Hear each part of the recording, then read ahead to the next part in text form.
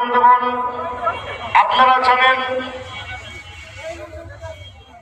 তাবলীগের মধ্যে যে সন্ত্রাসী উগ্রবাদী গ্রুপ সাতপন্থীদের দ্বারা আমরা দুইবার আমাদের বাইরের রক্ত ধরেছে, আমাদের বাইরে শাহাদত বরণ করতে হয়েছে।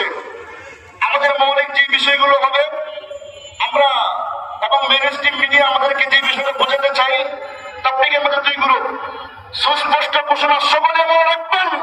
তাবলীগের মধ্যে কোনো গ্রুপ নাই, তাবলীগ একটাই, কোনো জমায়েতবন্দি সাতপন্থীদের কেউ নাই। তাবলীগ একটাই, তাবলীগ তাবলীগ তাবলীগে তাবলীগের মধ্যে তাবলীগকে কলঙ্কিত করার জন্য, ইসলামকে দিন ইসলামকে কলঙ্কিত করার জন্য ফিতনা হিংসাত্মবাদী দিল্লি ইসরায়েলের ফিতনা সাতপন্থীদের আত্মপ্রকাশ করেছে। মেইনস্ট্রিম মিডিয়া সাতপন্থীদের দালাল প্রথম আলো এবং ডেইলি স্টার, বিশেষ করে দুইটা মিডিয়া খুব ভালো করে শুনে রাখেন।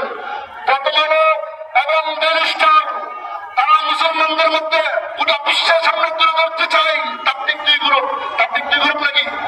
তাবলীগ দুই গ্রুপ নাকি? তাবলীগের গ্রুপ নাই, তাবলীগ একটাই।